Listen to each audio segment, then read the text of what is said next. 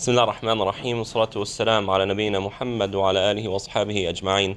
Continuing manzilat al-i'tisam, the station of i'tisam, grabbing on or grabbing hold to Allah subhanahu wa ta'ala and His and Islam. We left off at the higher level, or last week we spoke about the general level of i'tisam, and now we enter a higher level, i'tisam al-khassa.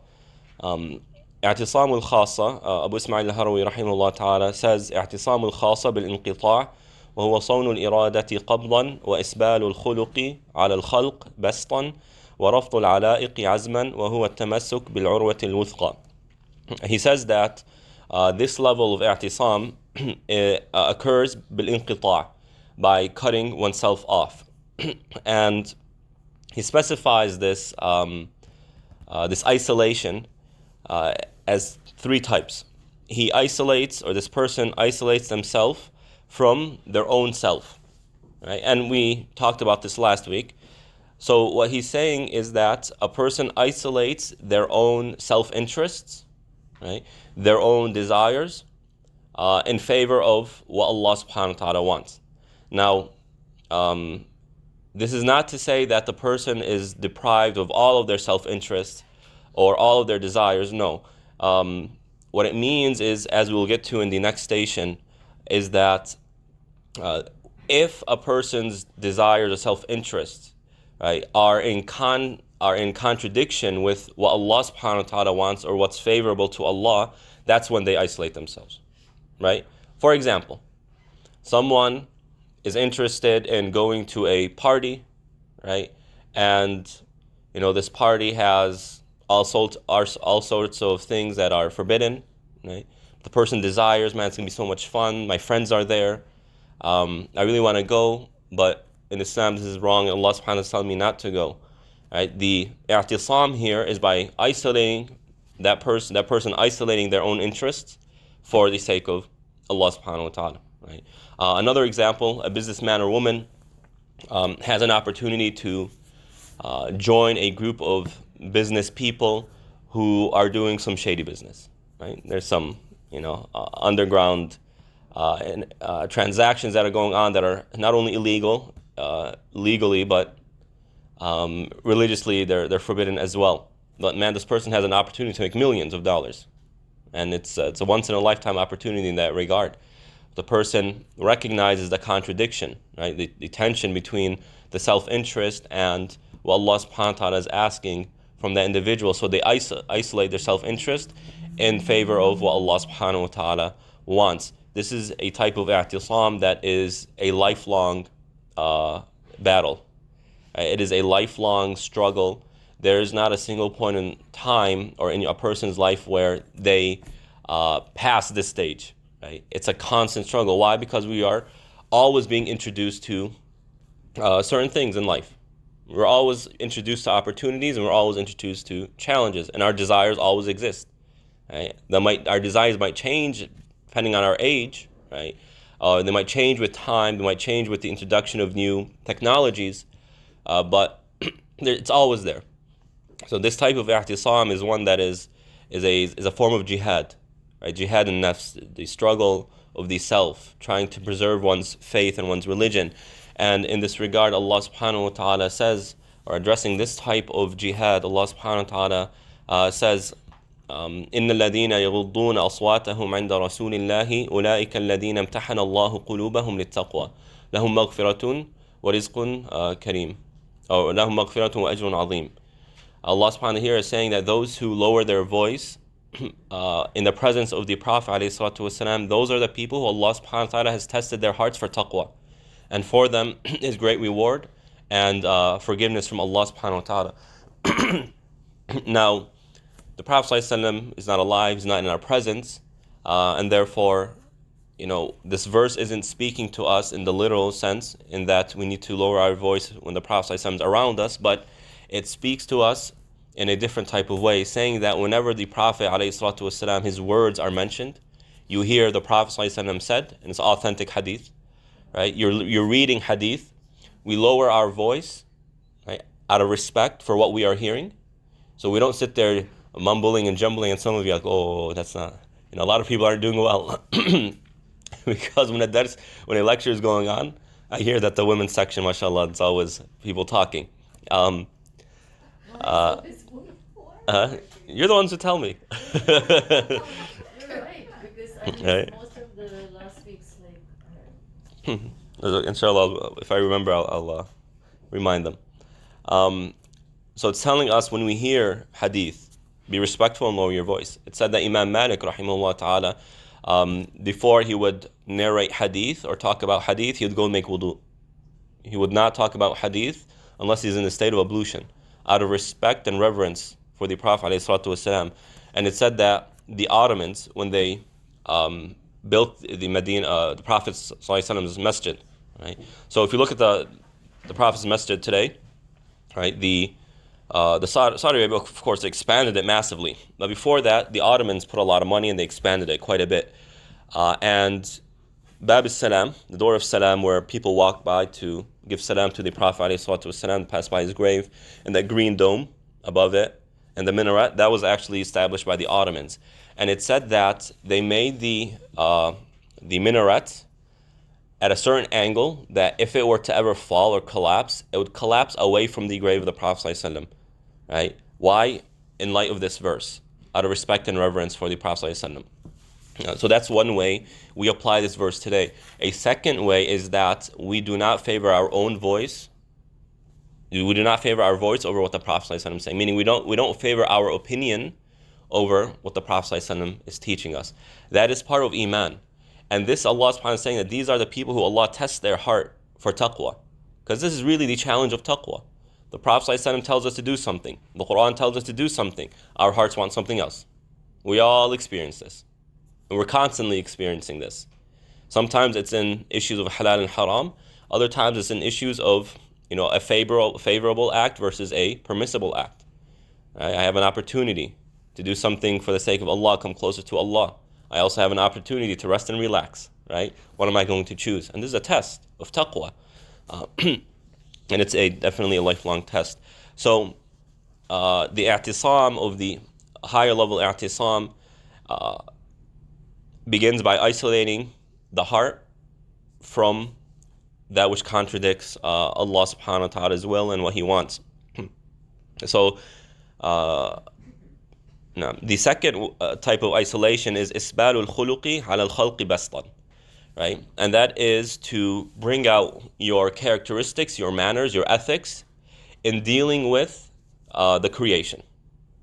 Besta, meaning you are just laying out your ethics and manners. I don't say that in an ostentatious way, but rather you are so concerned with your manners and your ethics and how you interact with other people that it's as if you're trying to roll it out like a rug. You're trying to spread it everywhere.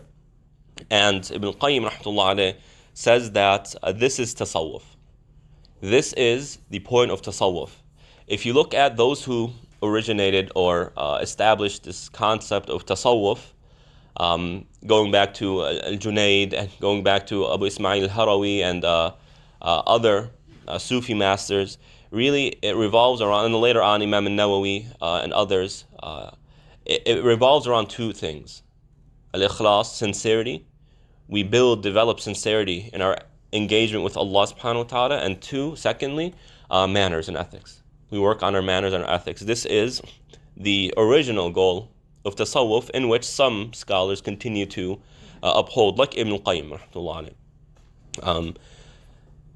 So you have certain sayings like that which is narrated from Abu Bakr al-Kittani. He says that at-tasawwuf khuluqun faman zada alayka fil khuluqi zada alayka fit tasawwuf. Tasawwuf is about manners. So whoever increases their manners, betters their manners, then they are increasing their tasawwuf, their engagement with tasawwuf.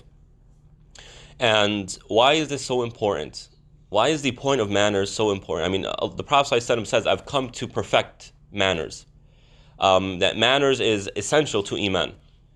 And to the extent where it even enters the realm of marriage. The Prophet ﷺ says, "Man atakum tardawna dinahu wa khuluqahu fazawwiju. Illa taf'aluhu takun fitnatun fil ardi wa fasadun kabir." The Prophet ﷺ tells us, whoever comes to you seeking marriage from your child, and you are you are pleased with their piety and their manners. And in another narration, their manners and their piety, giving precedence to manners, right? Then marry the person. Right? Give him your daughter, give him your son, give her your son. And if you don't do that, a lot of corruption will spread in society, and you see that today. When the institution of marriage starts collapsing or is, really weak, a lot of problems occur. You have unwanted pregnancies that occur, inappropriate behaviors. Places, for example, in the Middle East where marriage is difficult due to the poor economic situation, young guys cannot get married, right? I mean, they start resorting to forbidden things. Especially nowadays when everyone has access to pornography and indecencies on the internet. When the institution of marriage weakens, it leads to poor upbringing of children. I mean, the statistics are really scary. 30% of children who are raised in a single-parent home develop either mental problems, psychological problems, or social deviance, meaning they become criminals or they end up in jail or they have a criminal record. 30%. And that's really scary. Divorce rates are at 50%. Right? The institution is really weak and it needs to be rebuilt. So the Prophet ﷺ is saying that if you don't do this, a lot of mischief will spread across society. And unfortunately, at least in the Arab culture, the parents want a doctor for their daughter. So many really good men come and approach the girl, perfectly fine. And I'm not talking about they're poor people. I'm not encouraging parents to marry their daughters to someone who can barely make ends meet, right? But if someone comes, they're financially stable, and they have these characteristics, then the Prophet ﷺ is saying, marry them off. And I've seen it, and there are many stories of, for example, a good guy comes to a girl, and they reject him just because he's not a doctor, for example. He's an engineer, he's a businessman, he's a lawyer. No, we want a doctor. And then the lady can't get married for another 10 years. It just, they don't find the right prospect or the right husband. Why? Because they're so specific. And sometimes guys do this. Oh, I want a girl who's this way and that way, and she has this eye color, and her hair is this length, and she's this personality, and it's as if he's just carving out this lady that is in his mind that doesn't even exist. Not because it's impossible for a lady like this to exist, but you're just imagining something. Let's be real. Look at how simple the Prophet ﷺ makes it. If a lady comes or a husband comes and they have the good piety and they have good manners, that's enough. That's good enough, right? So manners, it has a very, very crucial role to play, not only in society, in our engagement with other people, but in our faith as well. And that is, now talking about the spiritual side, what are the spiritual benefits of manners? Manners and ethics, we're talking about, for example, being kind, compassionate, generous, courageous, right? You are very honest, trustworthy. These are the attributes we're talking about. When a person develops these attributes, right, when they live by them, it leads to si'atil qalb. It leads to an expansion in the heart, like a big heart, as we say, right? And the bigger a heart is, again, we're talking about spiritually here. The bigger a heart is, the more room it has for iman to enter. The more room it has for iman. And Allah subhanahu wa ta'ala points this out in Surah Al-Ra'd. He gives an analogy saying, أَنزَلَ مِنَ السَّمَاءِ مَاءً فَسَالَتْ أَوْدِيَةٌ بِقَدَرِهَا فَاحْتَمَلَ السَّيْلُ زَبَدًا رَابِيًا. This is such a beautiful analogy. Not only is it a very beautiful image in the mind, but the meaning behind it is beautiful as well. And it has a lot of meanings. But just for the sake of time, I'll focus on that which has to do with manners and the heart. Allah subhanahu wa ta'ala is saying that He sends down rain from the sky, and it lands or it goes into valleys. It starts collecting in valleys. And Allah subhanahu wa ta'ala is saying that the amount of rain that collects in this valley, it depends on the size of the valley. If the valley is small, it's going to be a smaller stream. But if the valley is large, right, it's going to hold a lot of water. And this is an analogy. each element of this analogy is pointing to some spiritual element. And that is, in the Quran, if Allah makes an analogy using water, the water here is analogous to revelation. Because water is the source of life, of physical life, and revelation is the source of spiritual life. Ibn Abbas radiallahu anh says, each soul has a soul. Your soul, which gives your body life, has a soul, which is giving it life. And the soul of the soul is La ilaha illallah. There's none worthy of worship except Allah subhanahu wa ta'ala. Right? So Allah subhanahu wa ta'ala is saying that He sends down rain from the sky, meaning He sends down revelation from the sky, coming from Him. And it enters the valley. The valley here is the heart. Right? And the amount of revelation that enters the heart depends on the size of the heart. So if a person has a bigger heart, more revelation can find home, or make it the heart its home. So what you find is that the most pious people will have the highest level of manners and ethics. So when you study the companions, for example, the Prophet ﷺ, it's enough. Who was more generous than the Prophet? Who was more forgiving than the Prophet? Who was more kind than the Prophet? More compassionate, more merciful than the Prophet ﷺ? And therefore, that shows that his heart was big, the extent of his heart. And it also shows how and why revelation found such a strong home in the Prophet ﷺ's heart. Same thing with the companions. Same thing with the pious, the pious individuals of our history. If you look at Imam Malik, Abu Hanifa, Shafi'i, Ahmad, these guys who Allah subhanahu wa ta'ala elevated their ranks to where all Muslims know their name. And day in, day out, people are saying, Rahmatullah alayh. May Allah have mercy on them. When you study their biography, you see these attributes in them. That not only are they role models in terms of knowledge, they're role models in terms of character. And if you remember several sessions ago, long time ago, I mentioned how scholarship is not just knowledge. A scholar is not someone who's just knowledgeable. A scholar is someone who has knowledge and has manners. They live by their knowledge. Some people have knowledge, but they don't live by it. This is not a scholar. This is just someone who has knowledge. This is an educated person. But when you look at scholarship in Islam, the scholars of our tradition, they have knowledge and they also have manners to back up that knowledge, or they're living that knowledge. So Islam is very, very concerned with manners because it has something to do with our spirituality. The more we can develop our manners, the more it expands our heart spiritually speaking, and then allows more revelation, more iman to enter and find home in our hearts. The next type of isolation is tarkul ala'iqi azma, is isolating ourselves from social connections. Now, we spoke about this in the previous station, tadhakkur wa tafakkur, when we spoke about the habits that really taint our iman, taint our heart, and we said that excessive socializing, right? Here, this is a little bit different. It's not necessarily talking about socializing, it's talking about the bonds that we build with certain people or certain practices or routines. Sometimes we have a connection to a TV show, right? This falls under what the author is talking about. Sometimes a certain connection with a restaurant. Every week I have to go and eat at this place. I really like it.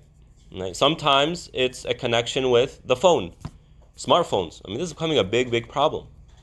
Smartphones are becoming a big problem. And, health experts are noticing this, and mental health experts are starting to notice this. And may Allah subhanahu wa ta'ala protect us from this fitna. So what I'm talking about here is just your heart being connected to something. And it's not necessarily something forbidden. It can be something permissible. So Ibn Qayyim is now elaborating on this, and he says that there are connections that we have that is in the heart, rooted in the heart, and there are connections that are rooted in our physical engagements, right? For example, something that is in the physical realm, I am connected to this person because they are my business partner, right? I could care less about this person. My heart doesn't think twice about that person. When I go home, I'm not thinking about that person. my relationship to that person does not go beyond the physical transaction, the business, right? Other things, no, it's the heart. I can't wait for my TV show to start. You're thinking about it all day. It's in your heart. And then when you watch the episode, right, you're thinking, oh my God, what's going to happen in the next show, right? This is the attachment in the heart. Yeah, I know, right? I'm a human being too. So these are the two types of bonds or relationships that this section of isolation is talking about. It was said to Imam Ahmad, rahimahullah ta'ala, أَيَكُونُ الرَّجُلُ زَاهِدًا وَمَعَهُ أَلْفُ دِينَارٍ. Can someone be ascetic? Asceticism is when the person, they really isolate themselves from worldly pleasures, right? So someone asked Imam Ahmad, can someone be ascetic when they have 1,000 dinar? 1,000, let's put it in modern terms today, when they're a millionaire. Can you combine these two things? Can someone have a disattachment from the world when they are very wealthy? Imam Ahmad rahimahullah ta'ala replies, قال نعم على شريطة أن لا يفرح إذا زادت ولا يحزن إذا نقصت. He says yes, under the condition that if his wealth increases, it doesn't bring him pleasure and happiness. And if it decreases, it doesn't bring him sorrow or her sorrow. Meaning, yes, the person has this wealth, but this wealth is not inside the heart. It's something in their hands. And this is how someone like Ibn Taymiyyah describes it. When the world is in your hands, not in your heart. If it increases, it's not affecting your spirituality. It's not affecting your relationship with Allah subhanahu wa ta'ala. If it decreases, it's not hindering your motivation. Sometimes when something displeasurable occurs, it creates sorrow, grief, whatever. And that really sucks our motivation, our enthusiasm. The entire day, we can't do anything. We're just like, turn on the TV, right? And I don't want to think about it, and I can't wait till this day is over where I could sleep and just forget about it. This happens, right? But no, a person who is ascetic in Islam, who really, this asceticism has taken over their heart. Whatever Allah gives me, whatever Allah subhanahu wa ta'ala takes from me, I don't care, because my relationship with Allah subhanahu wa ta'ala is more important to me than these millions of dollars, right? So their heart is filled with something else, not with the world. And it was said to Sufyan al-Thawri, something similar. أَيَكُونُ ذُو مَالٍ زَاهِدًا. Is someone who is wealthy, can they be a zahid, a ascetic? قال نعم إن كان إذا زيد في ماله شكر وإن نقص شكر وصبر. Abu Sufyan al-Thawri says yes, of course. And that can occur if the person, if the person's wealth increases, their gratitude increases as well. And if their wealth decreases, they're still grateful and they're patient. So Imam Ahmad looks at it from one angle, Sufyan al-Thawri is looking at it from another angle.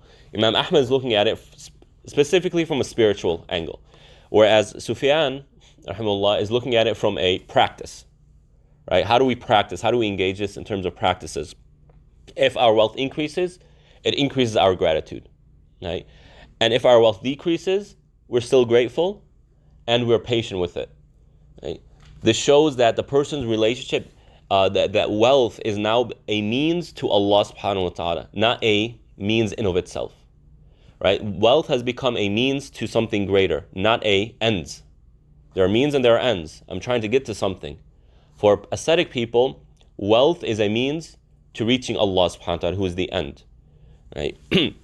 And Ibn Qayyim rahmatullah alayhi points out that the Sahaba, the companions of the Prophet ﷺ, were not only the most ascetic people, but they were also extremely wealthy. And I mentioned this before. The amount of wealth that they have, especially after the death of the Prophet ﷺ, was, even in our days, in our reality, they were wealthy, right? I mean, they were extremely wealthy, subhanAllah. Allah subhanahu wa ta'ala gave them for their sacrifices. He replaced what they lost, and He rewarded them in this life as an appetizer before the next life. But they were still the most ascetic people. Why? Again, it goes back to this idea that wealth is a means to worshiping Allah subhanahu wa ta'ala. Wealth is a sign to them of a gift from Allah subhanahu wa ta'ala, and therefore they use it to come closer to Allah. So what we take from this is that the person, their iman, their heart is connected to Allah subhanahu wa ta'ala. And the more a person is able to connect their heart to Allah, the more it automatically starts breaking the bonds with other than Allah subhanahu wa ta'ala. To put it in more technical, mechanical terms, when a person, we have time, for example. We all have the same amount of time, 24 hours, right? And depending on our goals, depending on our wants and desires, we fill that 24 hours with certain things. Someone who is very motivated, ambitious, they're not going to give much time to sleep. I'm good with 6 hours, 5.5 hours of sleep. I have things I need to do. I'm more concerned with succeeding. I'm more concerned with reaching my goals, right? You have other people who are less ambitious. I don't mind sleeping 8-9 hours, right? And I'm going to spend some of my time, my free time, watching TV. Right? Depending on our goals and our wants, we fill our day with certain practices, right? Now, if a person, let's say a less ambitious person, starts becoming more ambitious, he says, I'm wasting my life. I want to become more ambitious. What am I going to do? Okay, here's my goal. I want to become the next CEO of this company. And he works towards it. By default, he is going to start changing, or she's going to start changing her routines. By default. By default, I can't sleep as much. Right? By default, I can't watch as much TV. And with time, these things become, they are expelled from their daily routines. Right? So similarly, when a person becomes more dedicated to Allah, more ambitious about coming closer to Allah, by default, it's going to start breaking these bonds. Why? Because it's not bringing me closer to Allah subhanahu wa ta'ala. Or it's going to transform that bond into a spiritual bond, or a means rather than an ends. Yes, I have my friends, but I'm not going to break my bonds with my friends. I'm going to continue that, but I'm going to transform the way I engage that bond. Now it's not us coming together and having tea and cracking jokes and having fun. And again, there's nothing wrong with that. Now it's about gathering and remembering Allah subhanahu wa ta'ala.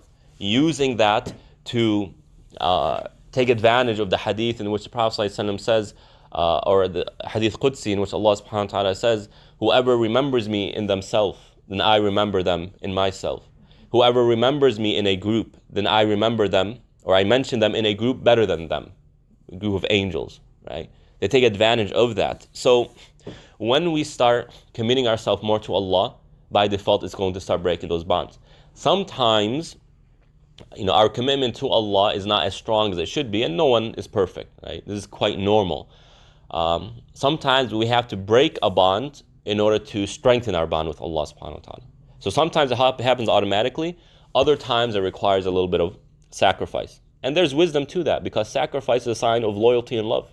So Allah subhanahu wa ta'ala wants us to sacrifice. And all of the religion, all of Islam is about sacrifice. When we pray, we sacrifice our time.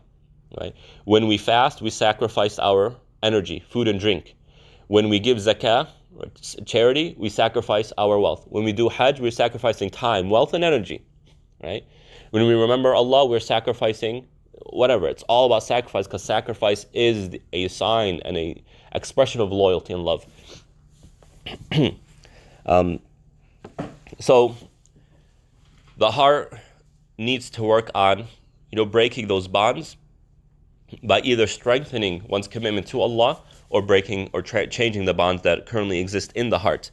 That is inside, that is within. Now the without, breaking the bonds of the physical, Ibn Qayyim says that this is not as important, because if the heart is committed to Allah, then by default it will start dictating the type of bonds that this person has in the physical or without. However, there are certain bonds that, as I mentioned, need to be dealt with. And Ibn Qayyim says, يَخَافُ مِنْهَا ضَرَرًا فِي دِينِهِ أَمْ حَيْثُ لَا يَكُونُ فِيهَا مَصْلَحَةٌ رَاجِحَةٌ. Ibn Qayyim says that the way we can navigate these external bonds is the following way. If we fear from that bond that it's going to harm our relationship with Allah subhanahu wa ta'ala, or encourage us to do something forbidden, then that's one we leave. That's the one that we need to break. Or there is really no benefit to that bond. I have this bond with this person. This person does not bring me any spiritual benefit, any monetary benefit, any, emotional benefit. There's no reason for me to have this relationship. I'm getting absolutely nothing. It's just a waste of time, right? This is rare, but it can be the case. Maybe each and every one of us knows someone who, I could do better without that person, right? So there is absolutely nothing to gain. Now, sometimes our relationship with that person is, I am helping that person out. I gain nothing from that person. In fact, they put stress on my back. But at the same time, I can offer them a lending hand. And that is something pleasurable, pleasing to Allah subhanahu wa ta'ala. No, that's good. There's reward in that. I'm talking about, I can't help that person's not helping me in any way. So these are the type of bonds that really, what's the point of them? We are better without. So that in terms of the external. Now we go to the highest level, according to Abu Ismail al-Harawi, the highest level of i'tisaam. And he says that this type of i'tisaam bil-ittisal, by connecting. So the first one is the general one, things that we need to do. The second one is about isolation. We need to isolate ourselves in certain ways. This is connection, right? When we isolate, we have a void, and that void needs to be filled.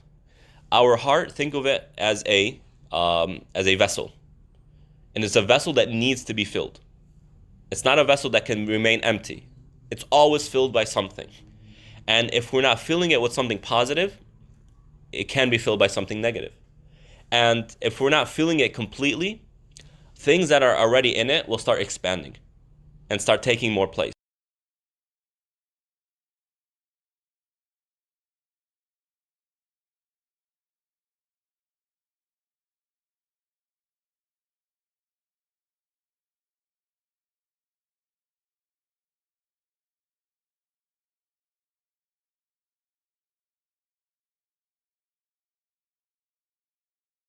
Really thirst for meaning in life. And, they have this thing called movies, and I like movies, like watching movies. And although it wasn't really important to them before, but because of this void, they start taking this movie and it starts expanding, right? My connection to movies, it starts expanding. Now the meaning of my life is about reviewing movies, watching movies. It's trying to fill a void that it has not been able to fill with something, more ambitious in life. So when we isolate ourselves, it creates a void. Now we need to connect ourselves. So this is the highest form. When i'tisam connects you to something, and that is هو شهود الحق تفريدا بعد الاستحذاء له تعظيما والانشغال به قربا. And he says that is witnessing the truth, meaning Allah subhanahu wa ta'ala. Al-Haq is one of the names of Allah subhanahu wa ta'ala. Tafridan, witnessing only Allah subhanahu wa ta'ala. And this is referring to a type of Sufism that's called fana. And I spoke about this the very early sessions of this series. But for the sake of review, and I won't go into too much details because we're not concerned with it. Fana is normally common translated as transcendence, right? And Ibn al-Qayyim rahmatullah alayh talks about transcendence in a moderate way, saying that there are forms of transcendence that are clearly not part of our tradition. It's not orthodox, such as what this individual, Abu Ismail, is mentioning right now.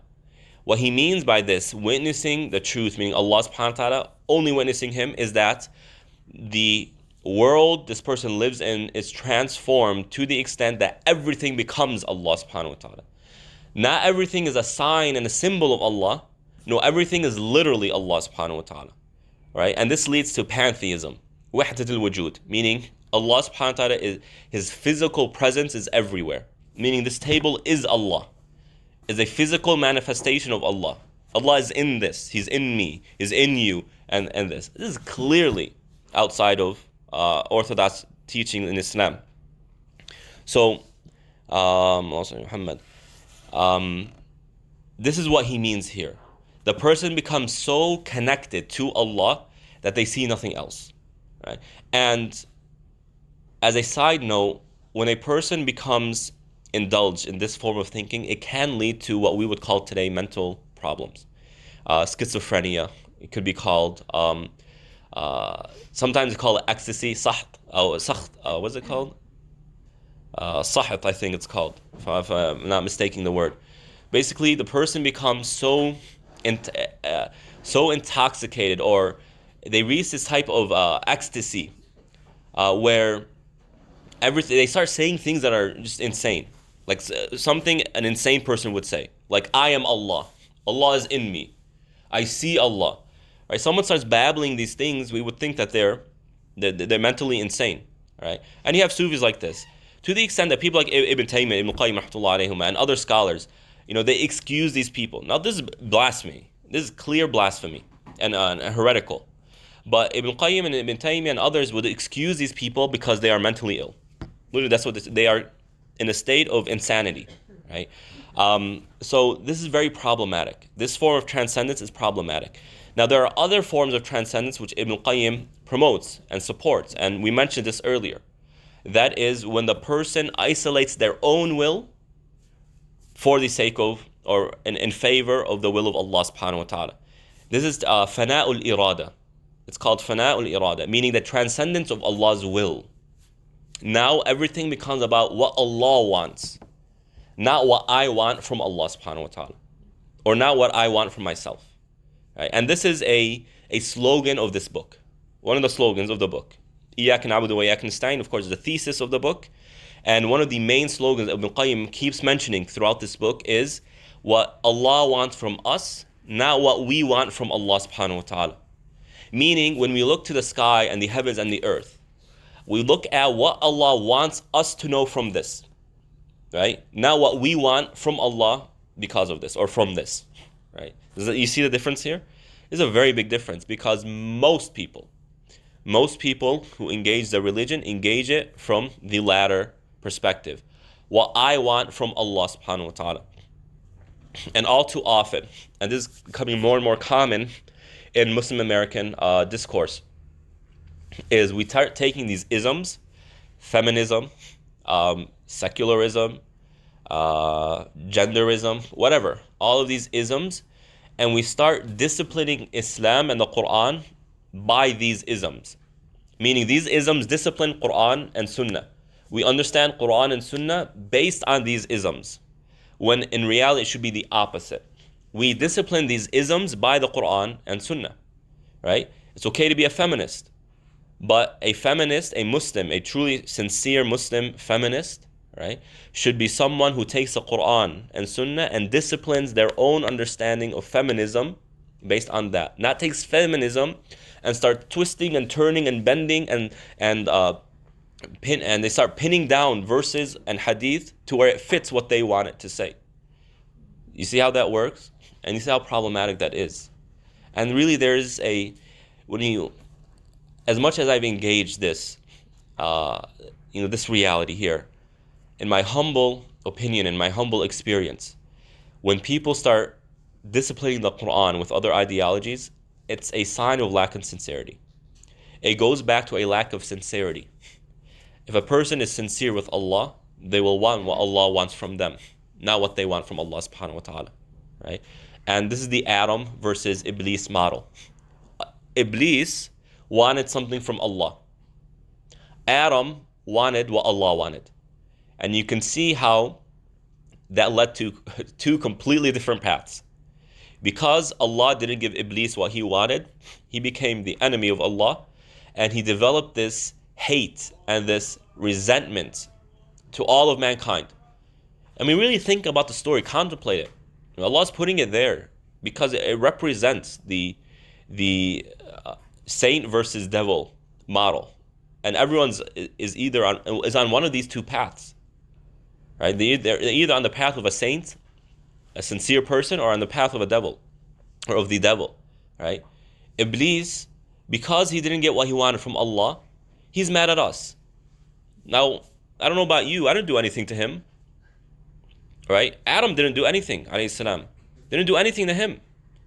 Adam didn't even exist, right? He still wasn't fully alive when Allah commanded the angels and Iblis to prostrate to Adam, right? Allah told them before he blew the soul in Adam, alayhi salam, to When I blow the soul in him, prostrate. Adam has nothing to do with it. But Iblis now has developed this hate and resentment to all the children of Adam because Allah told him something that he didn't want from Allah subhanahu wa ta'ala. Right? So we need to be very careful. Fana'ul irada, this is the goal of Islam. And the Prophet ﷺ mentions this, and I believe I mentioned this hadith before, right? But I repeat because it helps sink the ideas in our minds and our hearts. لا يؤمن أحدكم حتى يكون هواه تبع لما جئت به. Right? None of you will fully believe. You will not attain true iman until your desires follow what I have come with. Meaning it's about transforming my desires to where it becomes in line with what the Prophet ﷺ has come with. Right? This is when iman becomes real. Anything other than that is dangerous. Adam ﷺ, he wanted Allah. So he didn't start blaming Allah like what Iblis did. He didn't start making excuses. Oh, it was just one sin. You could have put a fence around that tree. Why did you make this haram? He said, I made a mistake. I made a sin. Allah, I seek your forgiveness. Right? He made it. He went on a straight path, a shortcut. I'm not going to gain anything by challenging Allah's wisdom. By challenging why Allah made something forbidden. By challenging why Allah did or didn't do something. Why? Because Adam had that in his heart. I want what Allah wants from me. Allah wanted to test me with this tree. Allah didn't want to put a fence around that tree. Allah wanted to make that tree forbidden. Right? I accept that. Because it's about Allah, it's not about me. And therefore I repent to Allah subhanahu wa ta'ala. This is the true fana. When someone views the world from this path, this is when they become connected with Allah subhanahu wa ta'ala. This is when they're able to connect with Quran and Hadith. This is when they're able to connect their heart with Allah subhanahu wa ta'ala. So we start off, or to become connected to Allah, we need to connect our heart to Allah by giving that perspective, putting this in our heart. It's about what Allah wants from me, not what I want from Allah. And when we view the Quran, Hadith, when we view our lives from this perspective, this is a paradise. Because now it's not about becoming a perfect person. Sometimes we have this perception where if I do a sin, I'm ruined. If I'm not doing all my prayers or all my sunnah prayers, I'm not reading the Quran day in and day out, if I'm not learning, right, I have fallen short. When in reality, the companion said that what made Abu Bakr the best was not the amount of prayer and fasting he did. He wasn't the person who prayed the most out of the companions. He wasn't the person who fasted the most out of the companions. They said it was something in his heart. It was something in the heart. Meaning he developed this connection to Allah subhanahu wa ta'ala, where it was all this total and complete submission to Allah. Where when he did an act, it was so beautiful, so connected to Allah, and that elevated his status. Next, al-istihda'u lahu ta'zima, is having this closeness to Allah subhanahu wa ta'ala out of glorification for Allah subhanahu wa ta'ala. And what he means by this is, or before we get into that, this nearness to Allah is something that the Quran has come with. In several verses and hadith, Allah subhanahu wa ta'ala says in a verse, كَلَّا لَا تُطِعْهُ وَاسْجُدْ وَاقْتَرِبْ. Don't, in the end of Surah Al-Alaq, Allah subhanahu wa ta'ala says, don't obey him, don't listen to what he has to say, and prostrate and come close to Allah subhanahu wa ta'ala. And in a hadith, the Prophet ﷺ says, or in a hadith Qudsi, Allah subhanahu wa ta'ala says, مَنْ تَقَرَّبَ مِنِّي شِبْرًا تَقَرَّبْتُ إِلَيْهِ ذِرَاعًا. Whoever comes closer to me in a hand span or an arm span closer to me, then I come closer to them by a full arm span. So a forearm versus a full arm. وَمَا تَقَرَّبَ إِلَيَّ عَبْدِي أَحَبُّ إِلَيَّ مِمَّا افْتَرَضْتُهُ عَلَيْهِ وَلَا يَزَالُ عَبْدِي يَتَقَرَّبُ إِلَيَّ بِالنَّوَافِلِ حَتَّى أُحِبَّهُ. And a person will, the best way a person can come close to me is by doing that which I have obligated upon them. And a person will continue to come near and closer to me until with the supererogatory actions, the nafil and the sunnahs, to where I love that person. So the more a person does, the more Allah subhanahu wa ta'ala loves that person. And أقرب ما يكون العبد min rabbihi wa huwa sajid. And the nearest and the closest a person is to Allah is when they are prostrating to Allah subhanahu wa ta'ala. So when a person develops this glorification of Allah, the nearer they become to Allah subhanahu wa ta'ala. And ta'zeem is crucial to iman. Right? Not only is it about sincerity and submission, it's also about glorification of Allah subhanahu wa ta'ala. If a person's heart holds an amount of glorification to Allah or for Allah subhanahu wa ta'ala, reverence, exaltation for Allah, it becomes very difficult to do anything that, is disrespectful to Allah. For some people, even the slightest disrespect to Allah is, whoa, how are you doing it? Right? It becomes this very thick barrier between them and sins, between them and doing something that distances them from Allah subhanahu wa ta'ala. And yes, so developing that glorification for Allah helps us connect to Allah. And last but not least, al-inshighalu bihi or al-ishtighalu bihi qurban. What he means here is, because we become nearer to Allah subhanahu wa ta'ala, the person is not distracted by other things from Allah subhanahu wa ta'ala. So when we develop this connection to Allah, where our desires, our will, our wants becomes in line with what Allah wants from us, and when we develop this glorification to Allah and we develop this nearness to Allah, it leads to constantly being occupied by what brings us closer to Allah subhanahu wa ta'ala, right? So we are working towards coming to Him, being closer to Allah subhanahu wa ta'ala, and this is the connection. So connecting to Allah depends on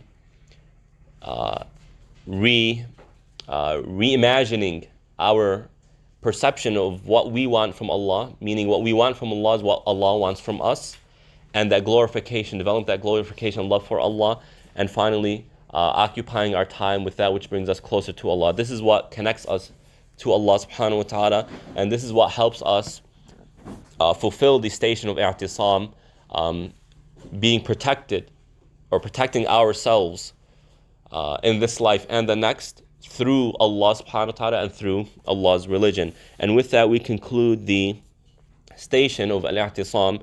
Next week, we will do the station of al-firar, and this is a very beautiful station, so I can't wait to discuss it with you and explore it, inshallah. Wa sallallahu bayn Muhammad wa ala alihi wa ashabihi ajma'in.